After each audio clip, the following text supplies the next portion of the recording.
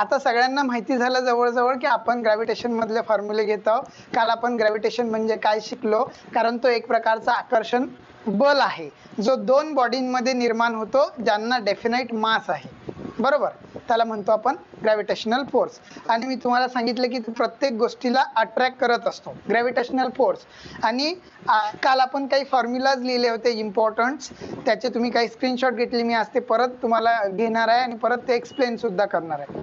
लक्षात येत आहे? फक्त मला आवाजाचं बरोबर सांगत चला, म्हणजे आवाज आहे की नाही. प्रणव, मला आवाजाचं सांगत चल. जर आवाज गेला तर मला सांगत चल. विजनच्या बाबतीतलं ठीक आहे, जरासं ऍडजस्ट करू, पण आवाजाचं सांगत चालायचं. तर आपण ग्रॅव्हिटेशन मधील काही इम्पॉर्टंट फॉर्म्युला करत होतो, बरोबर. मला काल आपण फॉर्म्युला पाहिला. काल त्याच्यातल्या जरा एका त्याच्यातल्या म्हणजे फॉर्म्युला आपल्याला तर लक्षात येऊन राहिलं सगळ्यांना. इम्पॉर्टंट फॉर्म्युला आलं लक्षात सगळ्यांच्या? आपण पहिला फॉर्म्युला लिहिला होता, T² is directly proportional to R³, कारण की केपलरच्या तिसऱ्या नियमानुसार. ह्यालाच आपण या फॉर्म मध्ये आणू शकतो. T² R³ is equal to कॉन्स्टंटच्या जागेवर कुठला तरी डायरेक्टली प्रोपोर्शनलच्या जागेवर कुठला तरी कॉन्स्टंट असतो. समजलं का? त्याच्यानंतर दुसरं की ग्रॅव्हिटेशनल फोर्स ऑफ अट्रॅक्शन जेव्हा आपल्याला काढायचा असतो, मी इथे ग्रॅव्हिटेशनल फोर्स ऑफ काय अट्रॅक्शन जेव्हा आपल्याला काढायचं असते तेव्हा काय फॉर्म्युले लागतात ते आपण बघणार आहोत. मी तुम्हाला सांगितलं याचे 3 फॉर्म्युले आहेत. जेव्हा पृथ्वी एक ऑब्जेक्ट असतो तेव्हा, आणि एरवी जो न्यूटनचा लॉ आहे त्यानुसार न्यूटनच्या लॉ नुसार F is equal to Gm1 m2 upon R². लक्षात येत आहे सगळ्यांना? m1 m2 upon R². इथे R² स्मॉल काढला कारण कुठलाही ऑब्जेक्ट असेल पृथ्वी सोडून. पण जेव्हा मी इथे लिहितो व्हेन वन ऑब्जेक्ट विल अर्थ, काय लिहितो मी इथे?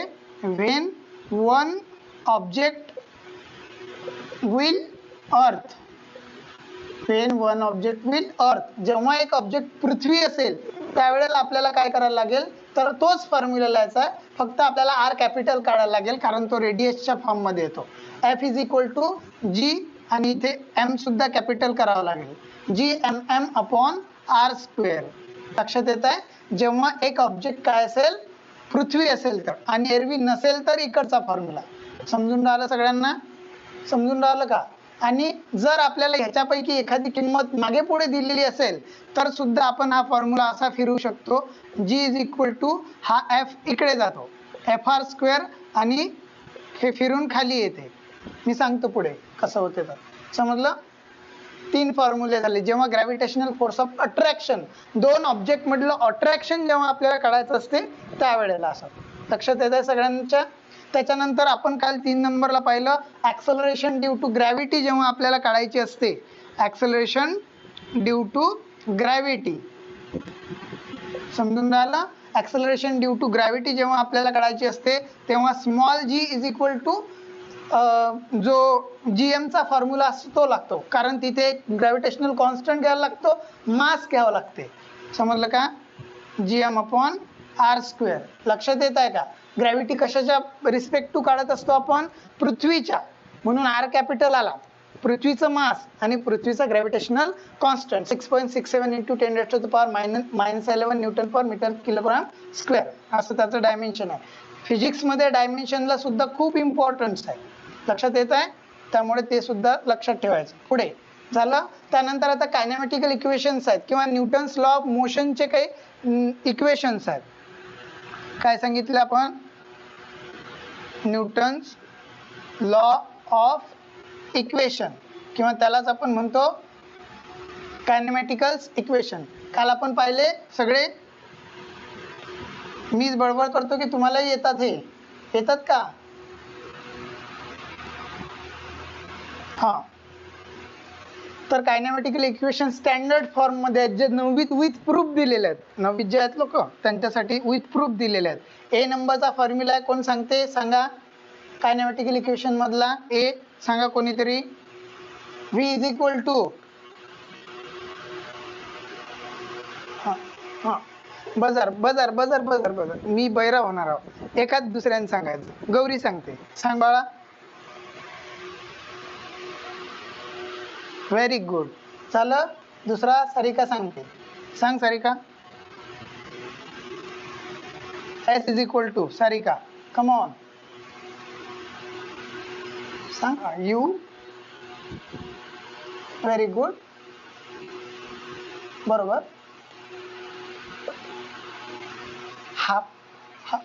Half 80 square. हा शाबास, रिकॉर्ड. हा हा समजलं. पुढे देवदत्त सांगते. सांग रे शेवटचा बाळा पटकन. Very good. असं आहे. हे स्टँडर्ड इक्वेशन्स आहेत. 3 लिहिले हा मी, 1 2 आणि हे 3. समजलं. ह्याच्यामध्ये आता आपल्याला थोडेसे चेंजेस करायचे असतात. जेव्हा ऑब्जेक्ट फ्री फॉलिंग करतो त्यावेळेला U0 असतो आणि A च्या ऐवजी G वापरावा लागतो. कारण की कुठलाही फ्री फॉलिंग ऑब्जेक्ट हा फक्त ग्रॅव्हिटीने खाली येत असतो, ॲक्सेलरेशनची गरज नसते. म्हणून मग आता इथे मी पुढे पॉईंट टाकून लिहितो. फॉर फ्री फॉलकडेच लिहितो पूर्णच्या पूर्ण. हां, फॉर फ्री फॉलिंग ऑब्जेक्ट्स. ह्याच्यासाठी हेच 3 फॉर्म्युले आहेत. फक्त इथे काय झालेलं आहे, जी आपल्या A च्या ऐवजी G घ्यावा लागतो आणि U इनिशियल वेलोसिटी नेहमी 0 असते, खाली पडतानाची इन्स्टंट या पोझिशनला 0 पासून सुरू होते. मग U 0 असल्यामुळे तो आपण घेतच नाही. म्हणून याचे 3 फॉर्म्युले. बरं, परत अडकला तर सांग मला. हां, A formula V is equal to GT झाला, समजलं का. त्यानंतर B फॉर्म्युला H रिस्पेक्ट किंवा S रिस्पेक्ट आहे, समजलं का, जो हाफ GT स्क्वेअर झाला. माहिती आहे का सगळ्यांना. कालचं चालू आहे अजून.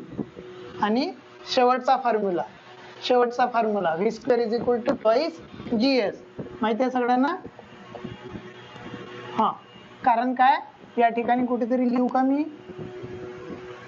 इथे A is equal to G घेतला आणि इनिशियल वेलॉसिटी 0 घेतली, म्हणून U काढून टाकला पूर्ण तिन्ही याच्यामध्ये. लक्षात येत आहे सगळ्यांच्या. येत आहे का लक्षात. हां, कालचं सुरू आहे अजून. Very good. आता पुढे आपण बघतोय की ज्या वेळेला बॉडी अपवर्ड फेकतो आपण, बॉडी जेव्हा आपण अपवर्ड फेकतो फॉर थ्रोन, म्हणजे एखादा ऑब्जेक्ट किंवा body for object throne upward, वरच्या दिशेला जेव्हा आपण ऑब्जेक्ट फेकतो त्यावेळेला मात्र आता V0 होते आणि A ॲक्सेलरेशनची गरज नाही. G जो ग्रॅव्हिटेशन आहे, ॲक्सेलरेशन ड्यू टू ग्रॅव्हिटी, तो मायनस होतो. मी तेच लिहितो काय, V इज इक्वल टू 0 होते आणि जे ॲक्सेलरेशन असते ते -G. हां, कुठे होतो आपण. फॉर थ्रोन अपवर्ड हा होता फॉलिंग, खाली पडत असताना, वर जाताना. झाला. आता मी इथेच लिहिलं V0 घेतला, A मायनस झाला. तेच हे जे स्टँडर्ड 3 इक्वेशन आहेत त्यांनाच इथे लिहायचं आहे. झालं का. पहिला काय A नंबरला, त्याच्यात V0 केलेला आहे त्यामुळे V येतच नाही, म्हणून direct U is equal to -GT. आलं लक्षात. त्याच्यानंतर B फॉर्म्युला तोच वरचा, S किंवा H is equal to, S म्हणजे डिस्प्लेसमेंट. आता इथे H म्हणजे हाईट, समजलं का. हाईट अशी सुद्धा असू शकते, अशी सुद्धा असू शकते, समजलं. म्हणून S किंवा H is equal to UT. काय फॉर्म्युला बघा, पहिला UT minus half 80 square. So आता सॉरी, आपण A च्या ऐवजी काय लिहितो. Very good. म्हणजे ॲक्च्युली तो A आहे पण आपल्याला G घ्यावा लागतो. का घ्यावा लागतो तो मी सांगितलेला आहे, परत सांगणार आहे. त्याच्यानंतर फॉर्म्युला C बसतो का. काय यातलं काय काढलं, Vच काढलं ना. मग C नंबरचा फॉर्म्युला इथेच राहतो. U is equal to -2 GH. बरोबर का. बरोबर खरे, कारण आपण H घेतो S च्या जागेवर. तर हे 3 फॉर्म्युले आहेत. हा, मी त्याच्या खाली अंडरलाईन करतोय असे. चला, त्याच्यानंतर पुढे आपल्याला येते जेव्हा एखादा पोटेन्शियल. हां, जरा इकडे लक्ष द्या. आता नवीन लागला. किती झाले होते, 1 2 3 4 5 नंबर. जर आता इकडे लक्ष द्या, कन्सेप्ट आहे इथे, कन्सेप्टकडे लक्ष द्या की पोटेन्शियल एनर्जी आणि कायनेटिक एनर्जी, ह्या दोन एनर्जींमध्ये फरक आहे, समजलं का? पोटेन्शियल एनर्जी आणि कायनेटिक एनर्जी म्हणजे काय असं विचारलं तुम्हाला चटकन सांगता यायला पाहिजे, पण ते येत नसते बऱ्याचदा आणि मग वेळ जातो, समजलं का? त्याच्यामुळे मीच सांगतो. ओके, तर आपण होतो कायनेटिक आणि पोटेन्शियल. पोटेन्शियल एनर्जी म्हणजे अशी एनर्जी की जी पोटेन्शियलमुळे प्राप्त होते, आणि कायनेटिक एनर्जी म्हणजे अशी एनर्जी की जी गतीमुळे प्राप्त होते. एक स्थितीमुळे प्राप्त होते आणि एक गतीमुळे प्राप्त होते, समजलं का? जर समजा आपल्याला दोन एनर्जी पाहायच्या असल्या आपल्या पुस्तकी भाषेमध्ये, पोटेन्शियल आणि कायनेटिक, तर त्या अशा आहेत. मला लिप मुवमेंट दिसतात आणि आवाज येत नाही, मला वाटतं मी बैरच झालो काय, या लागीन चेक करून मला, समजलं का? नुसतंच नाही, तुम्ही फक्त दिसत असता. मला आवाज कधी येईल जेव्हा तुम्ही माईक तुमचा ओपन कराल आणि मग बोलाल, मग लिप मुवमेंट ऐकू आलं की मला वाटतं हे बंद पडलं काय माझं, आहे की नाही? तर कायनेटिक एनर्जी हाफ mv² आहे आणि पोटेन्शियल एनर्जी असते mgh, समजलं का? पोटेन्शियल एनर्जी म्हणजे एखाद्या ठिकाणावरून एखादा ऑब्जेक्ट खाली पडत असतो तेव्हा त्याची गती वाढत वाढत जात असते, समजलं का? त्यावेळेला त्याचं जे काय असेल ते मास m, तो ज्या ग्रॅव्हिटीने खाली पडत असेल ती ग्रॅव्हिटी g, आणि तो ज्या हाईट वरून खाली पडत असेल तो झाला h. आलं लक्षात? ही त्याची हाईट आहे इथपर्यंत, इथं पडला तर हा mgh. आलं लक्षात? त्यानंतर कायनेटिक एनर्जी म्हणजे गतीमुळे प्राप्त होणारी हे एनर्जी. जेव्हा एखादा दगड मी असं जोरात फेकला तर तिला त्याचा काहीतरी मास असेल आणि त्याला काहीतरी वेग प्राप्त होणार, म्हणून याचा फॉर्म्युला आहे हाफ mv². आता इथे सुद्धा आपल्याला पोटेन्शियल एनर्जी विथ रिस्पेक्टिव्ह कशात करायला लागते, सरफेसवर किंवा हाईटवर, समजलं का? म्हणजे एखाद्या गोष्टीची पृष्ठावर आहे, समजा आता पाणी भूपृष्ठावर आहे जमिनीच्या, म्हणजे काय पाण्याला वेट नाही आहे का? किंवा तुम्ही स्वतः पृथ्वीच्या पृष्ठभागावर आहात बसलेले, तर मग याचा अर्थ असा झाला का की म्हणजे आम्ही झिरो म्हणजे नाही, एखाद्या डोक्यावर बसून पाका ढपकन देते पाडून तुम्हाला, नाही का? चैताली बसून पाहिजे कोणाच्या डोक्यावर, 2 मिनिटही घेणार नाही तुला कोणी, आहे की नाही? एखादा असाच बिचारा अगरबत्ती छापशील देवदत्त जाऊ द्या, बसू द्यावं 15 मिनिट खांदा बिंद्यावर, आहे की नाही? तर तुम्ही सरफेसवर जरी असले तरी तुम्हाला काय आहे, एक पर्टिक्युलर वस्तुमान आहे, समजलं का? मग इथे तेच आहे.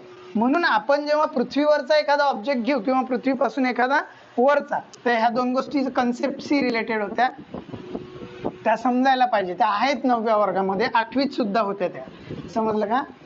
पण झालेल्या वर्गांचं काढूच नका, हा ना पास्ट मध्ये गेलं ते, आता सगळं आता वर्तमान सुरू आहे आमचं, नाही का? लक्ष द्या. पोटेन्शियल एनर्जी ऑन सरफेस म्हणजे जेव्हा एखादी एनर्जी किंवा एखादा ऑब्जेक्ट पृथ्वीवर असेल त्यावेळेला Gm/r, फक्त r येणार. हा, इथं पाहिजे आता पृष्ठभाग, हे पृथ्वी आहे, हे तिचं पृष्ठभाग आहे, इथे एखादा ऑब्जेक्ट आहे, समजलं का? तर इथं फक्त r राहणार, त्याची रेडियस. इथे काही स्क्वेअर बिअर घ्यायचा नाही. ऑन अर्थ सरफेस, हा ऑब्जेक्ट कशावर आहे? On earth surface. आलं लक्षात?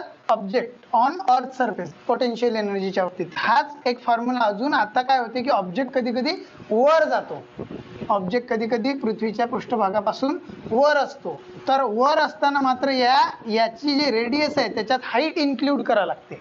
लक्ष द्या. आता इथं हा टेकलेला होता पृथ्वीवर, हाईट घ्यायची गरज पडली का या फॉर्म्युल्यात? फक्त पृथ्वीच्या सेंटर पासून त्याचं रेडियस घेतली आपण, दिसली रेडियस. पण आता तो ऑब्जेक्ट पृथ्वीपासून काय आहे, ही पृथ्वी आहे, हा वर आहे इथे, मग आता या सेंटर पासून याची एवढी हाईटही झाली ना, ही इथपर्यंतची रेडियस झाली, ही झाली रेडियस इथपर्यंतची. पण इथून पुढे तर हाईट झाली ना, का पूर्ण रेडियस पकडणार आपण? नाही पकडत. ही हाईट झाली त्या ऑब्जेक्टची from the surface of the earth. आलं लक्षात? म्हणून व्यवस्थित दुसऱ्या फॉर्म्युल्यामध्ये आपण काय लिहिलं? r+EH लिहिलं.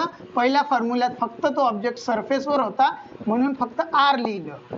आलं लक्षात?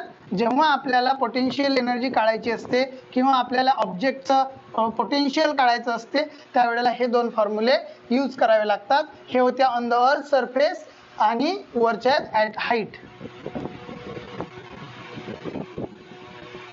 आलं का लक्षात? असं लक्षात येऊन राहिलं सगळ्यांच्या?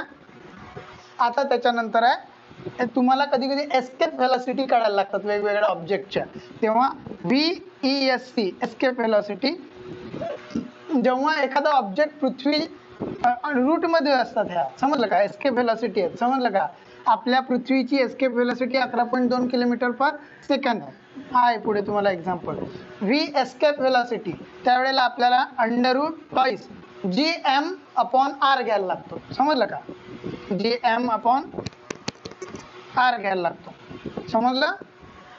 हाच फॉर्म्युला अजून आता याच्यामध्ये दुसरा फॉर्म्युला आहे, तिथे कन्फ्यूज व्हायचं नाही, समजलं का? कारण की फॉर्म्युला चेंज होतो आणि तो बदलला फॉर्म्युला तर घाबरून जाण्याचं कारण नाही, कारण तिथे काय बदलत असते? व्हॅल्यूज. आता हे दोन फॉर्म्युले कसे वापराय पाहिजे? हा वेगळा आहे, नाही तर हे याला अपॉन मध्ये घालचाल.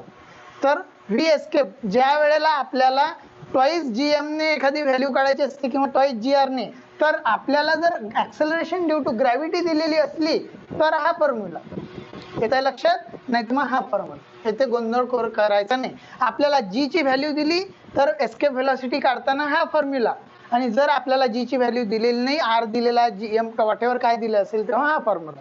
येत आहे लक्षात सगळ्यांच्या?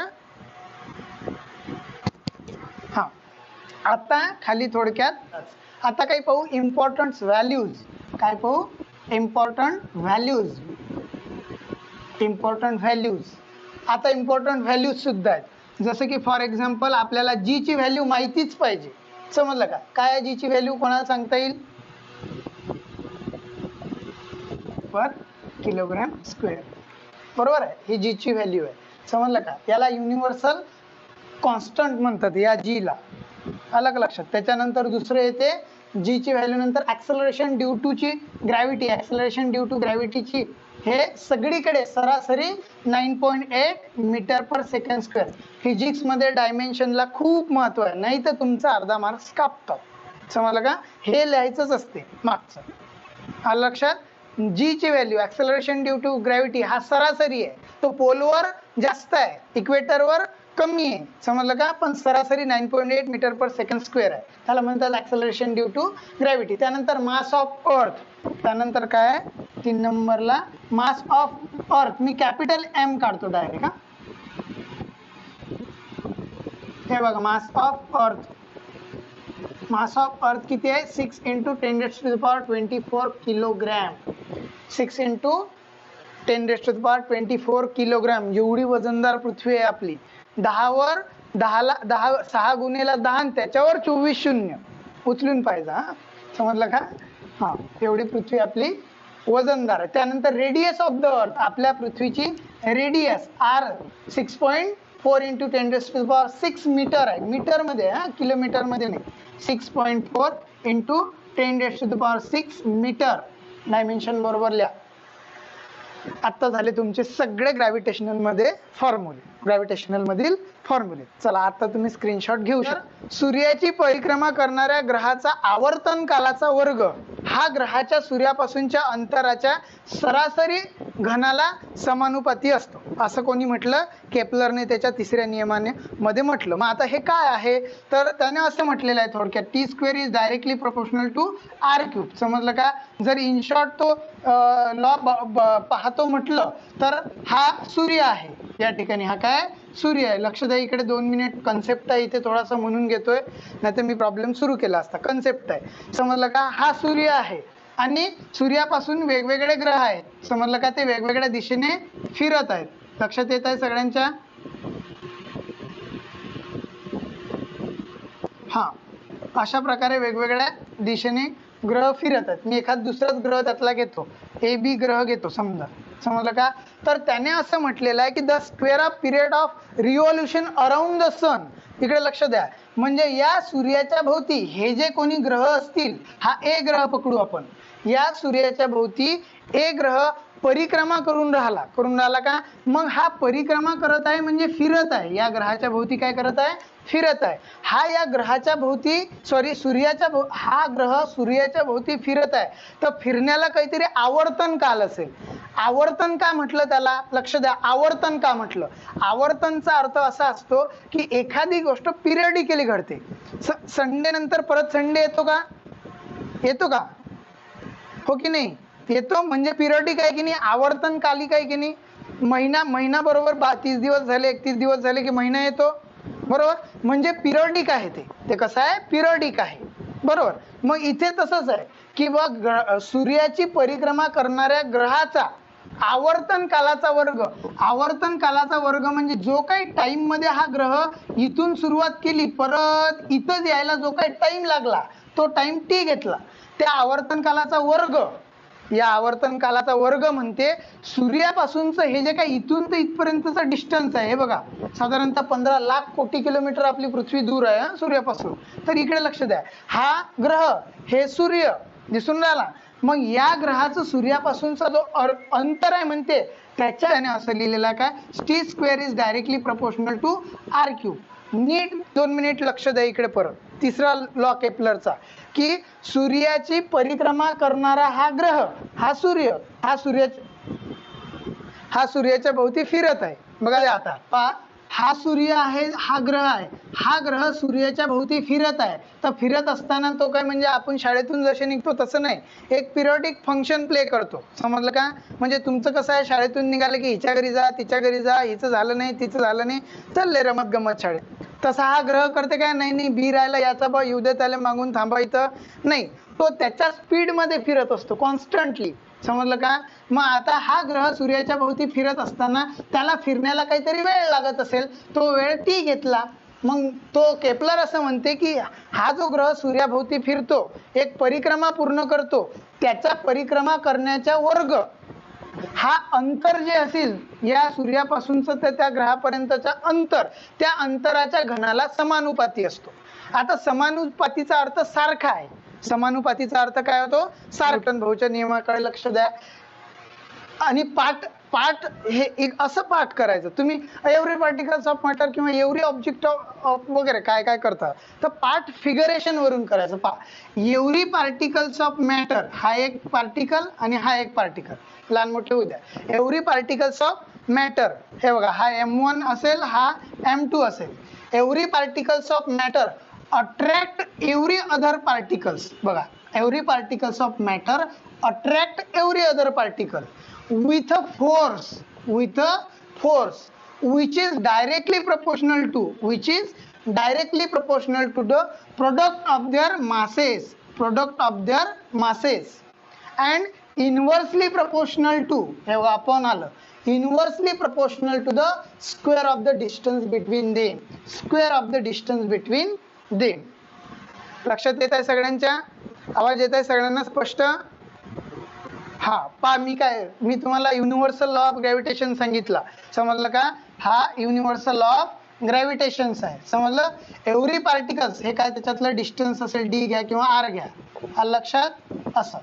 तर every particles of matter attract every other particle, every particles of matter attract every other particle with a force which is directly proportional to the product of their masses and inversely proportional to the square of the distance between them. हे त्याच्यातलं distance आहे, समजलं? हे त्याच्यातलं काय distance आहे. बघा एवढं जर लिहिलं तुम्ही, एवढं समजलं का, तर तुम्हाला तो काय युनिव्हर्सल लॉ तो पाठ झाला, समजलं का?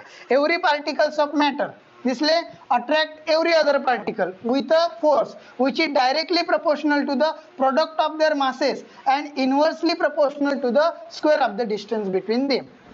झालं, फिगरेशन वरून पाठांतर होते. नाही तुम्ही बसता पुस्तक असं करू देन कोणी बरं आहे, पेपर असला की पहा तुम्ही पुरीचे जास्त करून तोंड पहा, जे काय मनानं पुटपुट बरं आहे म्हणजे. तर असं आहे, आलं का लक्षात? आणि इकडे तर जिंदाबाद आहे, आलं तर आलं, नाही तर मग पार्टिकल तिकून, प्रोडक्ट तिकून, स्क्वेअर तिकून आणि क्यूब इकून. झाला न्यूटनचा लॉ. काही जणांचा म्हणतात खाल्लं बाहेरचं इकडचं तिकडचं लिहिलं की काहीतरी लिहिलं की त्याला वाटते लिहिलं आपण, आलं लक्षात? पण असं नव्हे. सगळ्यांच्या लक्षात येत आहे का? आवाज येतोय स्पष्ट सगळ्यांना? तर अशा प्रकारे मी तुम्हाला काय सांगितलं, न्यूटनचा लॉ सांगितला. आता इथे हा जो काय होता, इकडे लक्षात आहे, ह्या दोन गोष्टी होत्या इथे बघा. M1 इंटू M2 चा गुणाकार होता, F हा डायरेक्टली प्रपोर्शनल टू होता आर स्क्वेअरला. या दोघांची जर बेरीज केली ह्याची आणि याची, तर ते असं होते F is equal to M1 M2 upon R square, समजलं का? आता इथे काहीतरी काय होता, डायरेक्टली प्रपोर्शनल, त्याच्यासाठी पाहिजे कुठला तरी कॉन्स्टंट, तर झाला F is equal to G M1 M2 upon R square, हा होता न्यूटनचा ग्रॅव्हिटेशनल लॉ. आलं लक्षात? हा. आणि पाठांतरही इथेच, every particles of matter attract every other particle with a force which is directly proportional to the product of their masses and inversely proportional to the square of the distance between them. हा square आहे, हा त्याचा distance आहे, square of the distance between them. लक्षात येत आहे सगळ्यांच्या? आणि ग्रॅव्हिटेशनल कॉन्स्टंट 6.6 वगैरे वगैरे. हा, तर अशा प्रकारे आपण न्यूटन भाऊंनी जो शोध लावलेला आहे त्याचा नियम पाहिला, त्याला वैश्विक गुरुत्वाकर्षणाचा नियम म्हणतात. त्याला काय म्हणतात? वैश्विक गुरुत्वाकर्षणाचा नियम. आलं लक्षात? आता आपण सुरुवात करणार आहोत आपल्या तुमच्या प्रॉब्लेम्सला. कशाला? सगळ्यांचं लक्ष आहे का? पण होतो युनिव्हर्सल लॉवर. तर तुमच्या पुस्तकात 4 नंबरवर असं काहीतरी म्हटलेलं आहे की SI युनिट्स जे आहे जीचं, ते Newton metre square per kilogram square आहे. तर ते कसं काय आलं म्हणते बा, ते प्रूव्ह करा म्हणते तो. तुम्हाला जर कोणी असेल ऐका 10वीचं, हे बघा, जीचं 6.67 into 10⁻⁻11 Newton metre square per kilogram square Devdatt, बरोबर? हा, तर हे जे न्यूटन मीटर स्क्वेअर आलं म्हणते, हे कसं काय आलं? ते कसं काय आलं? कोणाला माहित आहे कसं काय आलं? SI युनिट हे कसं काय आलं याचं? थांबा, आता 10वी वाले थांबा रे तुम्ही. कसं काय आलं? काय सारिका झालं नाही का हे? हा, हे कसं काय आलं? जीचं डायमेन्शन असं त्यानं म्हटलेलं आहे. तर इकडे लक्ष द्या. आपण काय बघितलं? युनिव्हर्सल लॉ ऑफ ग्रॅव्हिटेशन मध्ये 2 गोष्टी बघितल्या. समजलं का? 2 गोष्टीमध्ये काय? F is directly proportional to the product of their masses. इकडे लक्ष द्या आता फक्त. F काय? Directly proportional to the product of their masses आहे, आणि inversely proportional to the square of the distance between them आहे का? असं inversely proportional to the square of the distance between them. या 2 गोष्टींचं जर बेरीज केली तर काय येते? F इज इक्वल टू जी. हा काढला म्हणून जी ठेवला, कॉन्स्टंट ठेवायला लागतो डायरेक्टली प्रोपोर्शनलला, इनव्हर्सली प्रोपोर्शनलला. तर जी m1 m2 upon r square upon काय आला तर इनव्हर्सली आहे. असा आपल्याला एक फॉर्म्युला भेटलेला आहे, त्याला universal law of gravitation constant म्हणतात. समजलं का? मग आता हा जो फॉर्म्युला आपण लिहिला बरोबर आहे का? सगळ्यांना दिसला? सगळ्यांना F is equal to JMM r square.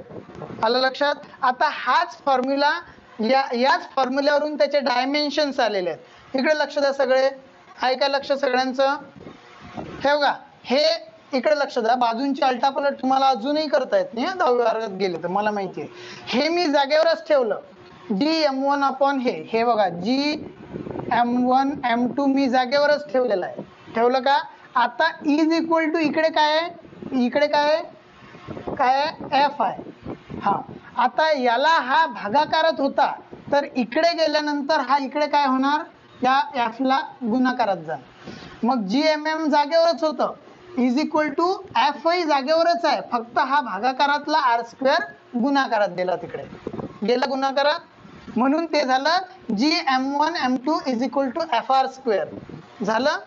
आता झालं का? एवढं लक्षात आलं? आता त्याच्यानंतर आपल्याला काढायचं आहे जीचं SI युनिट. काढायचं काय आपल्याला? जीचं SI युनिट, बरोबर आहे? मग आता मी असं करतो, हा FR स्क्वेअर इथेच ठेवतो. दिसला? कसंही करा, मी दोन्ही बाजूने सांगतो तुम्हाला. FR स्क्वेअर जागेवर ठेवतो, आणि किंवा मग मी असं करतो, जी जागेवर ठेवतो, जी इथेच आहे. समजलं का? किंवा FR स्क्वेअर जागेवर ठेवतो. हा जो FR स्क्वेअर आहे तो जागेवरच ठेवतो. हा FR स्क्वेअर जागेवर ठेवल्यानंतर या जीला हे गुणाकारात आहेत M1 M2, ते इकडून जर आणले तर ते होतील भागाकारात. FR square upon M1 M2 is equal to power काही बदल केला का मी? जी जागेवरच आहे. जी जागेवर आहे का? बाजूंची अल्टापलट सगळ्यांना समजते, मी तरी सोप्या पद्धतीने सांगत आहो. हे जागेवरच आहे, हा जागेवरच ठेवला इथे. हा जो गुणाकारात होता M1 M2 जीला, तो इकडे भागाकारात आला, इज इक्वल टू जी. म्हणजे जी सुद्धा जागेवर, G is equal to FR square upon हा फिरून याच्या खाली गेला M1 M2. मी म्हटलं दोन्ही पद्धतीने सांगतो.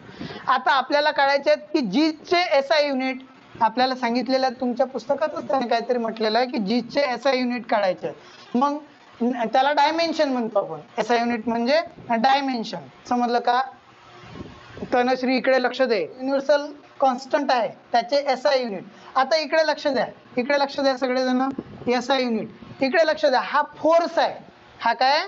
फोर्स आहे. फोर्सचं एसआय युनिट न्यूटन आहे, जर ज्यांना माहिती असेल. हा फोर्सचं एसआय युनिट काय? न्यूटन आहे. हा रेडियस आहे, हे काय? रेडियस आहे. आणि रेडियस हे मीटर मध्ये काउंट करतो आपण. रेडियस कशात काउंट करतो? मीटर मध्ये. आणि त्याला स्क्वेअर आहे म्हणून newton metre square. Newton metre square झालं. आता त्याच्या खाली पण काय? अपॉनला हे जे M1 M2 हे मासेस आहेत. M1 M2 हे काय? मासेस. आणि मास कशात मोजतो आपण? व्हेरी गुड, मग झालं. आणि त्याला सुद्धा स्क्वेअर दिलं. आलं लक्षात? म्हणून जे जी चे डायमेन्शन आहेत एसआय युनिट मध्ये ते झाले newton metre square per kilogram square, with proof कसे काय झाले. समजलं? आलं का लक्षात? आता काय झालं की न्यूटन भाऊंनी काय केलं, जे केपलर सर होते त्यांच्या तिसऱ्या नियमावरून असं शोधलं किंवा तो जो आवर्तन कालाचा वर्ग आहे त्यांच्या याच्यामध्ये पहा, त्यांनी असं म्हटलेलं आहे की every particles of matter attract every other particle with a force which is directly proportional to the product of their masses. आता इथून महत्वाचं सुरू होते की inversely proportional to the square of the distance between them. आणि हे जे inversely proportional to the square of the distance between them होतं, हे कोणी सांगितलं? केपलरनी सांगितलं होतं. म्हणजे आय मीन हे केपलरनी इन्व्हेंट केलं होतं. कसं केलं होतं बघा केपलरनी? K is equal to T²/R³ असं होतं. याच्या युनिफॉर्म सर्क्युलर मोशन म्हणजे काय? पहिले हे बघा, युनिफॉर्म सर्क्युलर मोशन ही पृथ्वी आहे किंवा कुठलीही सर्क्युलर अँगल आहे, सॉरी सर्क्युलर बॉडी आहे. या बॉडीवरती हे ट्रॅक आहे, समजलं का? या बॉडीवरती एखादा ऑब्जेक्ट युनिफॉर्म म्हणजे कॉन्स्टंटली सारख्या स्पीडने जर तो फिरत असेल तर त्याला म्हणतात UCM, युनिफॉर्म सर्क्युलर मोशन म्हणतात. समजून राहिलं का? आता त्याच्यानंतर सेंट्रिपिटल फोर्स आणि सेंट्रिफ्युगल फोर्स, दोन फोर्स वेगळे आहेत. सेंट्रिपिटल फोर्स म्हणजे काय की समजा आता इथे एखादी व्यक्ती उभी केली आणि त्या व्यक्तीच्या हातात काहीतरी दिलं, सपोज याला इथं दगड बांधला आणि ही व्यक्ती हा दगड फिरवत आहे, समजलं का? तर हा दगड असा सुटून पडतो का तिकडे? जोपर्यंत ती व्यक्ती तो सोडत नाही तोपर्यंत नाही तसं होत. लक्षात येत आहे सगळ्यांच्या? कारण तो इथे बाउंड झालेला आहे, तो इथे बाउंड झालेला आहे, धरून ठेवलेला आहे, एका व्यक्तीने धरून ठेवलेला आहे. म्हणून तो काय होतो? प्रत्येक वेळी असा फिरत असतो, पण फिरत असताना त्याची डायरेक्शन मात्र चेंज होत जाते. फिरत असताना त्याची काय होत जाते? डायरेक्शन चेंज होत जाते. म्हणून the force acting towards the centre of the circle that is called centripetal force, आणि the force acting away from the center of the circle that is called centrifugal force. म्हणजे जो force centre पासून दूर ढकलला जातो तो असतो centrifugal force, आणि जो सेंटर कडे अट्रॅक्ट होतो तो असतो सेंट्रिपिटल फोर्स. आला दोन फोर्स मधला लक्षात फरक? आता आपल्याला इथे दोन गोष्टींची तुलना दिलेली आहे, इकडे लक्ष द्या. UCM युनिफॉर्म सर्क्युलर मोशन आणि सेंट्रिपिटल फोर्स, मी डायरेक्ट लिहिलं इथं सेंट्रिपिटल फोर्स, समजलं? आता या दोन गोष्टीची तुलना केलेली आहे आपल्याला आणि त्याच्यावरून न्यूटनने इनव्हर्सली प्रोपोर्शनल कसं आहे ते शोधून काढलं. लक्ष द्या आता इकडे. आता युनिफॉर्म सर्क्युलर मोशन म्हणजे एखादा ऑब्जेक्ट गोल सर्कल वरती सतत फिरत असणे, त्याला म्हटलं युनिफॉर्म सर्क्युलर मोशन. आणि तो एखाद्या ठिकाणी बाउंड असणे म्हणजे सेंट्रिपिटल फोर्स. ऑफकोर्स मी जर आता रुमालाला जर हे बांधला पेन आणि असा फिरवला, तो माझ्या हातात धरलेला आहे, पण मी सोडून दिला तर तो कुठेतरी जाऊन पडेल, बरोबर? या दोनची तुलना इथे केलेली आहे, या दोनची इथे तुलना केलेली आहे. ती तुलना त्याने अशी केलेली आहे की जेव्हा एखादा ऑब्जेक्ट, मग आता त्याने तुलना करत असताना हा कुठला तरी एक सर्कल होता, एका माणसाने दगड धरला आणि गोल गोल गोल गोल फिरवला. गोफन माहिती आहे? सगळे शेतकऱ्याचे मुलं आहेत, गोफन माहिती आहे? फिरवतात सटकन सोडतात, दगड निघून जातो, बरोबर? तर अशा प्रकारे, परंतु याने न्यूटनने काय केलं की त्याची तुलना सूर्य आणि त्याच्या भोवती फिरत असलेल्या ग्रहाशी केली. हा A नावाचा ग्रह आहे, त्याची तुलना हे. आता इथे धरून ठेवणारा कोण आहे? हा ग्रह सटकून का जात नाहीये? कारण तो सूर्याच्या गुरुत्वाकर्षणाला बाउंड आहे. कारण तो सूर्याच्या गुरुत्वाकर्षणाला काय बाउंड आहे, बरोबर. मग आता त्याच इथं काय घेतलेलं आहे? इक्वेशन घेतलेलं आहे. त्याचं तिथे काय घेतलं? इक्वेशन. इक्वेशन म्हणजे काय की कसं काय न्यूटनने इन्व्हर्सली प्रपोर्शनल आहे ते सांगितलेलं आहे. लक्षात येऊन राहिलं? आता इकडे लक्ष द्या की जेव्हा एखादी वस्तू आपण हातात धरून फिरवली तर त्या वस्तूला काहीतरी मास असेल, त्या वस्तूला काहीतरी मास असेल आणि फिरत असताना तिच्यावर काहीतरी वेग लागेल, तो असेल v². आणि ते इथून पासून त्याचं अंतर म्हणजे हे झालं m, समजलं का? ही याच्या भोवती फिरत आहे, समजलं का? तर हा झाला त्याचा वेग, त्याचा आहे वर्ग, म्हणजे mv²/r. हे सूत्र होते इथे लागू. तसंच सूत्र इथे लागू होते. इथे फक्त मधात सूर्य आहे आणि सूर्याने सगळ्या ग्रहांना खिळून ठेवलेला आहे त्याच्या गुरुत्वाकर्षणामुळे. समजलं सगळ्यांना? मग तोच सूत्र इथे वापरलेलं आहे. कारण आपलं सूत्र काय आलेलं आहे? F = gmm/r². ऐका रे, असं r². बस इथे या दोन गोष्टीची कंपॅरिझन एकत्र केलेली आहे. F = काय केलेलं आहे इथे? F म्हणजे त्या दोन गोष्टींना एकत्र आणलं. हे बघा, F mv²/r. हे बघा असं केलं. इकडे लक्ष द्या. F mv²/r. हा जो सूत्र, हे जे सूत्र होतं गुरुत्वाकर्षणचं न्यूटनच्या अट्रॅक्शन फोर्सचं, ते या फॉर्म मध्ये आणलं. कारण की इथे तसंच घडत आहे. m मास असलेली वस्तू एखाद्या व्यक्तीने धरून ठेवली तर r त्याची रेडियस असेल, m त्याचं वस्तुमान असेल आणि v² एवढ्या वेगाने ती त्याच्या भोवती फिरत असेल, बरोबर. तसंच इथे होत आहे. हा जो सूर्य आहे, या सूर्याने या ग्रहाला त्याच्या याने दोरी बांधून ठेवलेली आहे. काय आपल्या पृथ्वीला कुठं दोरी आहे काय? सूर्यापासून डायरेक्ट मोठं चराट बांधून ठेवलं, पण आता सूर्याच्या भोवती ते फिरून राहिलं. हाय काय कोणाच्या घराच्या बाजून नाही बा, ते तर आमच्याच घराच्या बाजून आहे. असं चराट बिराट नाही ना, सूर्य ते पृथ्वी डायरेक्ट आहे का कोणाच्या शेजारी नाहीये. ते गुरुत्वाकर्षणामुळे बाउंड केलेलं आहे. ते कशाने बाउंड केलेलं आहे? गुरुत्वाकर्षणाने. आणि ते दिसत नाही पण आहे, समजलं का? कोणाला गुरुत्वाकर्षण दिसलं काय म्हणजे आमच्याच घरी येतात बाबा ते जेवायला, असं आहे का काही? एखादा गुरुत्वाकर्षण मग आज गौरीच्या घरी, मग सारिकाच्या घरी, मग वेदिकाच्या घरी, मग सर आता परवा तुमच्या घरी पाठवू गुरुत्वाकर्षण, असं नाही ना. ते आहे, दिसत नाही डोळ्यानं, कोणाच्या घरी जेवायला येत नाही. तसंच सूर्यापासून पृथ्वीचं तो ग्रह बाउंड आहे पण ग्रॅव्हिटेशनमुळे.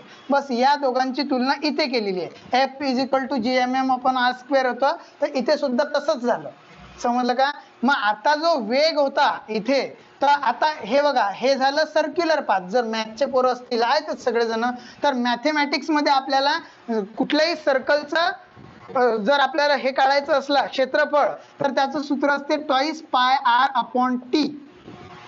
हा टी आता जनरली 2πr आहे त्याचं सूत्र, कारण टी आता इथे लागणारा टाइम टी आहे म्हणून ते टी लिहिलं मी.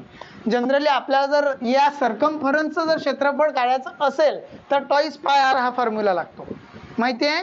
आणि तो फॉर्म्युलाही असा लागतो, v म्हणजे वेलॉसिटी, म्हणजे distance travelled upon time taken. समजलं का? Distance travel, time taken. आणि डिस्टन्स किती ट्रॅव्हल झालं? 2πr एवढं डिस्टन्स ट्रॅव्हल झालं आणि टाइम घेतला टी. टाइम किती घेतला? टी. हे युनिफॉर्म सर्क्युलर मोशन, या सर्कम्फरन्सचा 2πr हा फॉर्म्युला आहे. आणि याच्या खाली टी का घेतला? तर या इथून पासून जर सुरुवात केली तर परत तिथंच हा दगड येण्याला लागलेला टाइम टी घेतला. माहित आहे का आपल्याला किती लागला? तर मग तो टी घेतला, त्याच्यावरून तो आपण पुढे काढत असतो.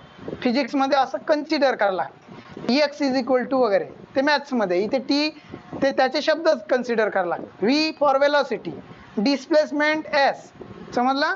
तर अशा प्रकारे या ऑब्जेक्टला फिरून तिथंच येण्याला हा फॉर्म्युला लागतो, बरोबर. Distance travelled upon time taken 2πr/t. मग आपला जो फॉर्म्युला आहे, आता इकडे नीट लक्ष द्या, 5 मिनिट नीट लक्ष द्या, 5च मिनिट लक्ष द्या.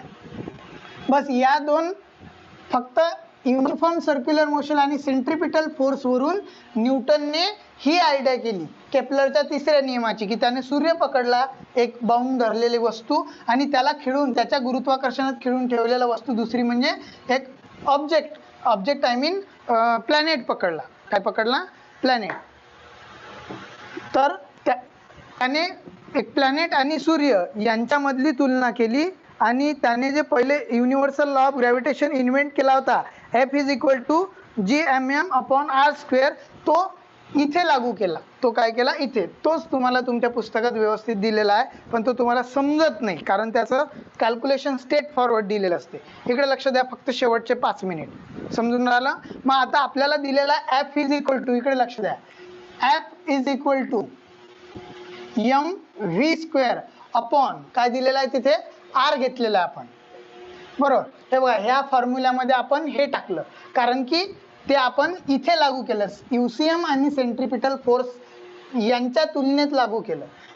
ऍक्च्युली असं ऍक्च्युअल सूत्र आहे, परंतु आपण ते याच्यात टाकून प्रूव्ह करत आहोत की कसं काय इन्व्हर्सली प्रपोर्शनल टू आहे universal square of the distance between them. समजलं. मग F is equal to mv² upon r असं लिहिलं. आता फक्त आपल्याला याच्यात सूत्रात किमती टाकायच्यात, समजलं का. इकडे लक्ष द्या सगळेजण. हे बघा, फक्त मी या v² वर गोल केलं, m मी जागेवरच ठेवला, इज इक्वल टू हा F इज इक्वल टू मी प्रत्येक वेळी लिहित नाही, m जागेवरच आहे, फक्त मी v² ची किंमत टाकतो. पहा बरं, v² ची किंमत इथे काय आलेली आहे का, काय, हा v² is equal to 2πr upon t आलेली आहे. का आलेली आहे ही किंमत, कारण ती आपण याच्यावरून घेतली, युनिफॉर्म सर्क्युलर मोशन आणि सेंट्रिपिटल फोर्स, कारण याला या माणसाने पकडून ठेवलेला हा ऑब्जेक्ट आहे, म्हणून v² is equal to 2πrt या सूत्राला आपण ह्याच्यात ऍडजस्ट करतोय. लक्ष द्या इकडे, म्हणून m जागेवरच ठेवला. या v² ची टोटल किंमत एवढी आहे की 2πr अपॉन t, बस मी फक्त तेवढीच इथे पुट करतोय. लक्ष द्या इकडे, 2πr केलं का, केलं, आणि त्याच्या खाली t आहे तोही सोडायचा नाही, तो ब्रॅकेटमध्येच आहे. आणि आता या v ला स्क्वेअर आहे, तो भुलायचा का नाही, तो सुद्धा देऊन टाकायचा. लिहिलं. फक्त काय केलं, F इज इक्वल टू या v ची किंमत पुट केली, बाकी m तर तसाच आहे. आता बस ह्याचा वर्ग करतो मी, याचा वर्ग काय झाला 4m, मग बे बेदुनी 4m जसाचा तसाच ठेवला. पाय, आता तिथे पाय आहे तर पायचा सुद्धा या सगळ्या गोष्टीचा वर्ग होणार, तो π², आणि इथे r आहे तर r चा सुद्धा काय होणार, स्क्वेअर होणार. समजलं. आता खाली t आहे तर त्याचा सुद्धा स्क्वेअर होणार, कारण ब्रॅकेटचा स्क्वेअर आहे तो पूर्ण, म्हणून तो t चा सुद्धा काय झाला स्क्वेअर. पण म्हणून अरे सॉरी, इथे r, त्याच्या खाली सुद्धा r आहे. हा बघा, हा r दिसला का, हॅलो दिसला. हे बघा, याच्या खाली सुद्धा r आहे, म्हणजे पूर्ण अपॉन मध्ये याच्याही अपॉनला r आहे, तर म्हणून आपण 4m, मी कॅल्क्युलेशन सांगितलेलं आहे, 4m पायचा स्क्वेअर झाला, तो r चा सुद्धा स्क्वेअर झाला, आणि त्याच्या खाली जो t होता याचा सुद्धा स्क्वेअर झाला. पण हे झालं ब्रॅकेट पूर्ण, हा झाला पूर्ण ब्रॅकेट, सॉरी हा r ब्रॅकेटच्या बाहेर आहे बरं का, म्हणजे खाली आहे तो t चा, पण हा जो r आहे तो इथे आहेच आहे. दिसला, समजलं. आता तो फिरून वरण्या किंवा मग असा कापू शकतो आपण. हे बघा, r आणि r² कटले, r आणि r² काय झाले, कटले. मग r आणि r² कटल्यानंतर उरलं काय, हे असं आहे बरं, प्रत्येक वेळी F इज इक्वल टू आहे m, समजलं सगळ्यांना. त्याच्यानंतर पाय, समजलं. त्याच्यानंतर आता बघा, यातला एक r कटला, त्याच्यामुळे इथं काय राहिलं फक्त, हा जो या पायचा जो वर्ग आहे, हा जो पायचा, तो पायचा वर्ग जसाच्या तसाच आहे. येत आहे लक्षात. आणि फक्त काय झालं की r एकच राहिला, आणि खालचा तर कटलाच. अपॉन मध्ये काय आहे, t². तर त्याच्यानंतर त्यानं इथे काय केलं, dividing and multiplying bye r². इथे काय म्हटलेलं आहे, dividing and multiplying bye r², म्हणजे r च्या वर्गानं गुणा आणि r च्याच वर्गाने भागा, असं म्हटलेलं आहे पुढे तुमच्याच पुस्तकात, इक्वेशन बॅलन्स करण्यासाठी. समजलं. मग आता पुढे तसंच करू आपण. झालं 4, हा m जसाच तसाच आहे, पायचा स्क्वेअर जसाच तसा आहे. आता या r ने r² ला जर गुणलं तर काय होणार, r³ होणार. काय होणार, r³ होणार. आणि अपॉन मध्ये बघा काय आहे, अपॉन मध्ये t² r² आहे, बरोबर. t² r², त्यांची गुणाकार होते का, कारण सेम व्हेरिएबल नाही आहे, डिफरंट व्हेरिएबल आहे. हा सेम व्हेरिएबल होता म्हणून याचा गुणाकार करून r³ झाला. लक्षात. t² × r², 2च मिनिटाचं राहिलं फक्त, लक्ष द्या. आलं लक्षात इथपर्यंत? मग आता जेव्हा आपण यांचं कॅल्क्युलेशन करत करत नेतोय त्यावेळेला आता काहीतरी सिमिलॅरिटी दिसतात, तिकडे लक्ष द्यायचं, समजलं का? किंवा हे बघा 4m पाय स्क्वेअर हे सगळेच्या सगळे कॉन्स्टंट आहेत. 4 ची कॉन्स्टंट व्हॅल्यू आहे, मास सुद्धा कॉन्स्टंट आणते आणि पायची व्हॅल्यू सुद्धा कॉन्स्टंट असते 3.14 किंवा कोणी कोणी 22 सप्तमांश घेते. आहेत हे सगळे कॉन्स्टंट इथे आहेत. आता मी फक्त कॉन्स्टंट वेगळे काढतो आणि व्हेरिएबल वेगळे काढतो. आता मी काय करतो, कॉन्स्टंट वेगळे काढतो आणि व्हेरिएबल वेगळे काढतो, बरोबर? मग हे बघा मी काय केलं, पुढच्या स्टेपला कॉन्स्टंट वेगळे काढले. पाय आर स्क्वेअर हा व्हेरिएबल आहे, हा रेडियस चेंज होते, समजलं का? आता यातला सुद्धा आर स्क्वेअर इकडे घेतला. आता याला इंटू जे व्हेरिएबल होते ते तिकडून घेतो. हे बघा यातला कोण उरला, आर क्यूब उरला आणि ह्याच्या खालचा कोण उरला, टी स्क्वेअर. कॉन्स्टंट एका बाजूला घेतले, व्हेरिएबल एका बाजूला घेतले. सगळ्यांना स्पष्ट दिसत आहे, समजलं? या स्टेप पर्यंत काही अडचण नाही आहे कोणाला? आता इथे मी एक गोष्ट म्हणू शकतो बघा, इथे काहीतरी मला सारखं दिसते पहा. काय म्हणू शकतो, according to Kepler's third law. According to Kepler's third law काय आहे तो, T square upon R cube is equal to K आहे. पण according to Kepler's third law T square upon R cube आहे. पण इथे जरा वेगळंच आलं. इथे काय झालं, इथे R cube upon T square आलं असं. मग आता हे उलट सरळ करण्यासाठी बघा काय करूया, लक्ष द्या इकडे, फक्त 2 मिनिट लक्ष द्या. केपलर्स थर्ड लॉ, पण केपलरचा थर्ड लॉ असा आहे आणि आलेला आहे मात्र असं. तर इकडे लक्ष द्या बरं 1 मिनिट. समजा के इज इक्वल टू, इकडे लक्ष द्या, T square upon R cube असा आहे की नाही केपलरचा तिसरा लॉ, बरोबर? आता मी असंच लिहिले आणि आपला उलटा आलेला आहे, आर क्यूब अपॉन लिहिताना इथे चुकलेला आहे, R cube upon T square आलेला आहे आपलं, बरोबर? आता मी हेच असं लिहिलं तर पहा, के इज इक्वल टू, कोणाच तरी माईक चालू आहे, K is equal to 1 upon, इकडे लक्ष द्या सगळ्या वर्गांसाठी महत्वाचं आहे, R cube upon T square. मी अपॉन केलं. आता बघा हा टी स्क्वेअर इथे जातो वर, ज्यांना गणित व्यवस्थित माहिती आहे त्यांना, आणि इज इक्वल टू के. पहा K is equal to T square upon R. आला का? आलं. फक्त आता मी एवढं न लिहिता पुढच्या स्टेपला काय लिहितो पहा. आता हे काय इज इक्वल टू आलं, के इज इक्वल टू आलं, म्हणजे धिस इक्वल टू धिस आहे आणि धिस इक्वल टू धिस आहे, बरोबर आहे? धिस इक्वल टू धिस आणि धिस इक्वल टू धिस आहे. मग आता तसं येण्यासाठी फक्त पुढच्या स्टेपवर मी डायरेक्ट न लिहिता असं लिहितो. हे बघा ही स्टेप चालू आहे आपली, आहे का चालू? त्या स्टेपला मी हे बघा फक्त आता लक्ष ठेव, हा इक्वल टू आहे, याच्या पुढची स्टेप नाही आहे ती, इथून सुरू झालेली आहे. 4m pi square upon R square into, मी डायरेक्ट फक्त 1 अपॉन के घेऊ का? कारण काय, मी काय म्हटलं होतं, धिस इक्वल टू धिस म्हटलं होतं का इथे, धिस इक्वल टू धिस. मी डायरेक्ट के अपॉनला घेतला, याचा अर्थ हेच अपॉनला घेतलं. मी डायरेक्ट के घेतला तरी चालते की नाही, कारण मी तुम्हाला सॉल्व करून दाखवलं की K is equal to T square upon R cube आलतं, म्हणून मी सगळीच्या सगळे व्हॅल्यू न घेता फक्त अपॉनला काय घेतो, के घेतलं, 1 अपॉन के घेतलं. येत आहे का सगळ्यांच्या लक्षात? 1 अपॉन के घेतलं तर म्हणजे सगळंच घेतलं मी, इथलं जे लिहिलं होतं ते. सारिका समजून राहिलं? त्याच्यानंतर पुढचा टप्पा बघा. पुढचा टप्पा म्हणजे काय, त्याच व्हॅल्यू आहेत सगळ्या, फक्त आता इथे सुद्धा कॉन्स्टंट आणि व्हेरिएबल वेगळे. हे बघा 4m हे कॉन्स्टंट आहे, 4m पाय स्क्वेअर, बरोबर आहे? 4m पाय स्क्वेअर अपॉन हा के इकडे घेतला मी आणि इंटू 1 अपॉन आर स्क्वेअर केलं. काही फरक पडला का? कारण हा के सुद्धा कॉन्स्टंट आहे, वरच्या सगळ्या संख्या सुद्धा कॉन्स्टंट आहे, आर क्यूब कॉन्स्टंट नाही आहे. 1 अपॉन के होता तर तो इकडे घेतला, 1 अपॉन आर स्क्वेअर आलं, 1 अपॉन काय आलं, आर स्क्वेअर. आता हे सगळं K is equal to 1 upon R square हे होते, हे सगळं, कारण यांची आपल्याला गरज नाही, आपल्याला किंमत काढायची होती के ची.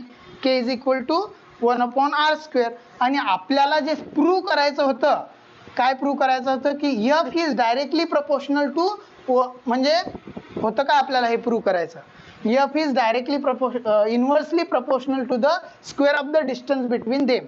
आणि केपलरच्या तिसऱ्या नियमानुसार सुद्धा k is equal to 1/r². म्हणजे कशा प्रकारे एखादा ऑब्जेक्ट आहे, every particles of matter attract every other particle with a force which is directly proportional to the product of their masses पण inversely proportional to the square of the distance between. कसं आहे ते केपलरचा तिसरा नियम सांगते, k is equal to 1/r². समजलं सगळ्यांना? तर अशा प्रकारे हे आपलं की न्यूटनने केपलरच्या तिसऱ्या नियमानुसार कसं काय सिद्ध केलं की जो अंतराचा वर्ग आहे तो इनव्हर्सली प्रपोर्शनल टू आहे त्याच्या युनिव्हर्सल लॉ ऑफ ग्रॅव्हिटेशन मध्ये. तर त्याने हे असं सिद्ध केलं. आलं लक्षात? होतं तुमच्या. Good night everyone. Good night, very good night.